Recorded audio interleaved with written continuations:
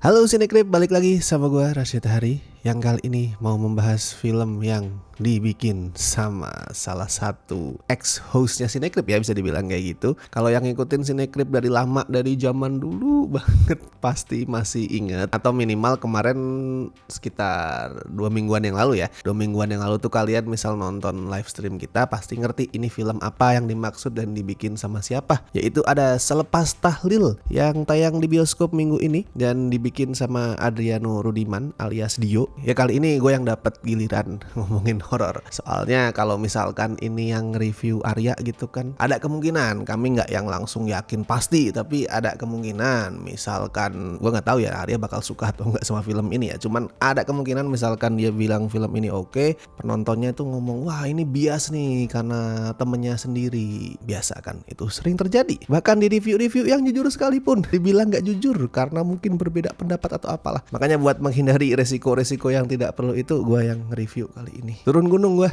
Setelah lama banget nggak nonton horor, gue terakhir kali nonton horor Indonesia itu kalau nggak salah waktu maghrib 2 deh. Kalau nggak salah ya, seingat gue tuh waktu maghrib 2. Yang itu akhir Mei, berarti sekarang tuh udah hampir pertengahan Juli ya, so udah hampir 2 bulan gue nggak nonton horor Indonesia. Padahal tiap minggu tuh pasti ada minimal 1 bahkan 2, kadang 3. Tapi gue lagi break dulu lah karena kayak capek gitu-gitu terus. Opsinya tuh antara kalau nggak jelek banget ya udah yang so-so generic dan itu pakai formula yang udah sering banget kita tonton. Makanya horor-horor yang rame sekalipun kayak Jalan Pulang kemarin gue belum nonton sampai sekarang. Tapi bagaimana dengan Selepas Tahlil ini yang BTW diadaptasi dari itu ya, podcast yang lumayan gede itu, podcast horor di YouTube. Ada Lentera Malam, ini ngadaptasi salah satu ceritanya yang konon itu adalah kisah nyata ya. Konon gue bilang. Ya kalau di Selepas Tahlil nih sebenarnya nggak ada yang benar-benar memalukan sih. Nggak ada yang benar-benar hancur, nggak ada yang wah ini bikin pusing tuh, nggak ada sebenarnya. Hampir semua departemennya tuh aman lah. Masalahnya cuma satu, ini film yang nerusin kemonotonan dan kurangnya keberagaman di horor Indonesia, alias ya udah sama kayak yang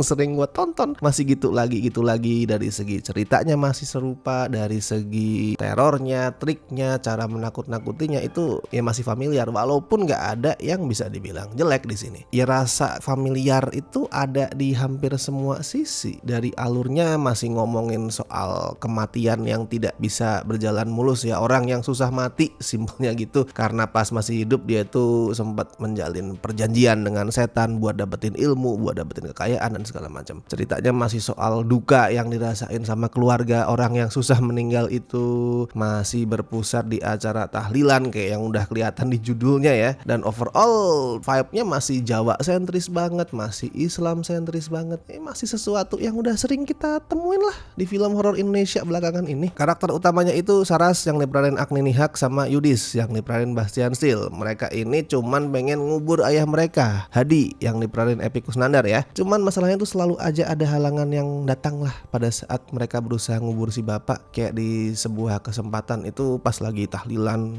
pengajian gitu, tiba-tiba jenazah bapaknya bangun gitu, duduk terus ngomong kalimat yang ya menyeramkan dengan nada mengancam gitu kan, satu hidup satu mati gitu ngomongnya. Gue nggak tahu udah berapa kali gue ngeliat adegan seperti itu ya di film horor Indonesia. Lagi ada pengajian atau mungkin belum pengajian deh, pengajian mau dimulai, jenazah baru dimandiin, mungkin ditaruh di ruang tengah di rumah gitu, terus tiba-tiba jenazahnya bangun.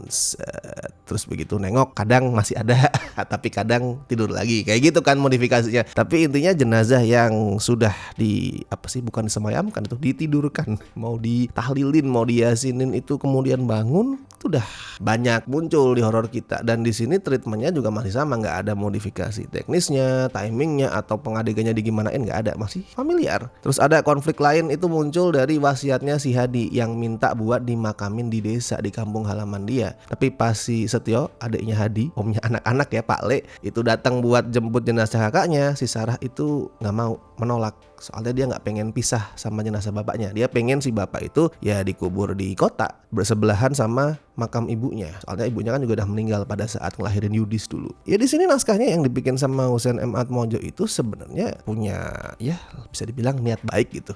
Punya niat baik buat mengolah cerita soal grief, soal duka, buat ngeliatin fase denial yang lagi dialamin sama karakternya. Soalnya di sini kan si Saras masih denial banget ya. Dia nggak pengen pisah dari bapaknya walaupun si bapak udah meninggal. Itu salah satu bentuk denial pada saat orang tuh lagi berduka. Dan di sini aktingnya Agni Nihak juga as always total. Yang gua suka dari Agni itu kalau lagi mencurahkan emosi itu dia selalu total menyuarakan perasaan karakternya yang lagi kacau lah, lagi carut marut. Nah cuman kalau ngomongin acting secara keseluruhan ya ini gue nggak tahu sih sebenarnya betulnya gimana. Tapi kan settingnya Jawa Timur nih, terus kemudian karakternya disuruh menggunakan bahasa Jawa dengan logat-logat Surabaya. Gue bukan orang Surabaya, gue bukan orang Jawa Timur. Cuman dari yang sedikit terdengar kerasa kurang smooth aja sih.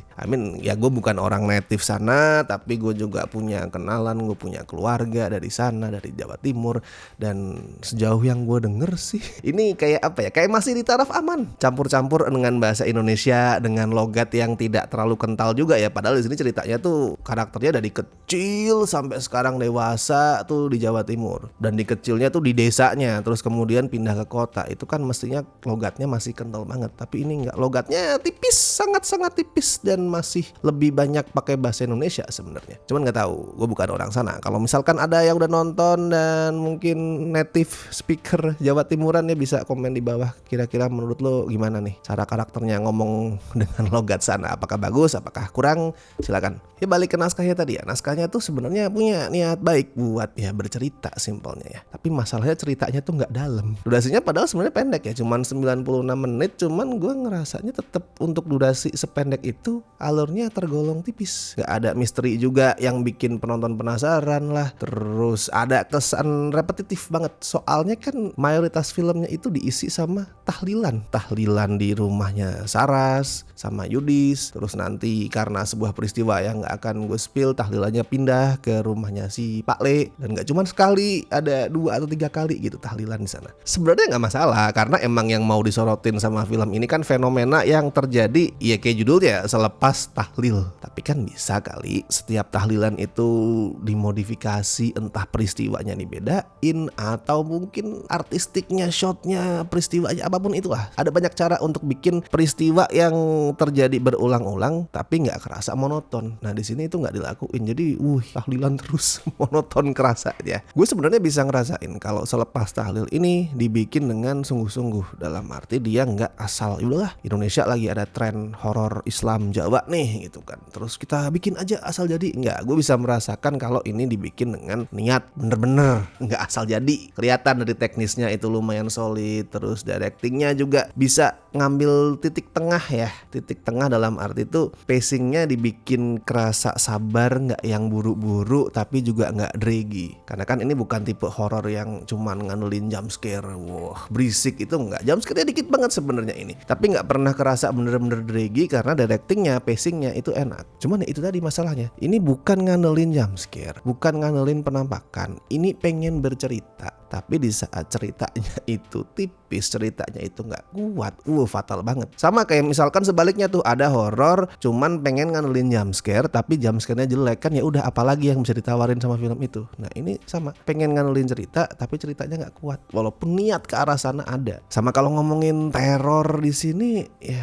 gimana ya? Ya kayak tadi udah gue sempet bilang sih, gitu lagi masalahnya tuh di situ. Nggak ada yang jelek dari teknisnya. Pada saat ada jump scare, ada penampakan tuh nggak ada yang aneh, nggak ada yang anjir kenapa kayak gini sih. Make up demitnya juga nggak yang kayak muntahan apalah itu, masih semuanya digarap dengan proper. Cuman terlalu familiar. Dan gue sebenarnya udah mulai ngerasain masalah itu dari openingnya. Openingnya tuh kayak nggak ada sedikit pun ketegangan, nggak ada sedikit pun teror di situ. Ya udah kayak sebatas ngeliatin rutinitas sehari-hari Yudi, Sarah sama Pak Hadi itu cuci mobil di bisnis cucian mobil si bapak. Dibuka dengan rutinitas sehari-hari aja. Sekilas nggak ada yang salah ya. Cuman namanya film horor tuh, ya nggak harus film horor sih. Semua film itu kan harusnya punya opening yang nonjok tuh, biar nantinya penonton antusias buat nungguin oke, ini nanti gimana nih kelanjutannya, mau meluangkan waktu dan perhatian untuk mantengin layar. Apalagi kalau di horor ya, lu perhatiin deh, horor kayak gimana pun itu, slow burn apapun, itu pasti dibuka dengan opening yang kuat. Midsommar contohnya, itu kan slow tuh, mana terang pula,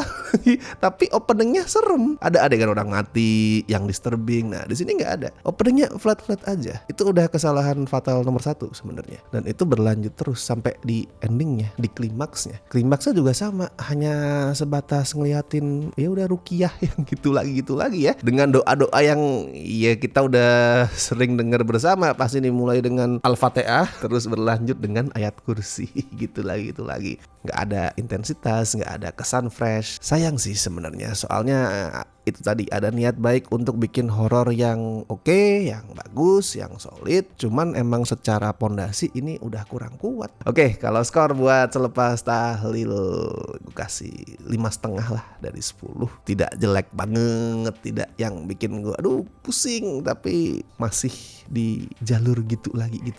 Bukan horor yang bikin gue tuh kemudian ngomong wah oke, setelah gue absen nonton horor Indonesia selama 2 bulan gue akan kembali rutin nonton horor lagi. Belum.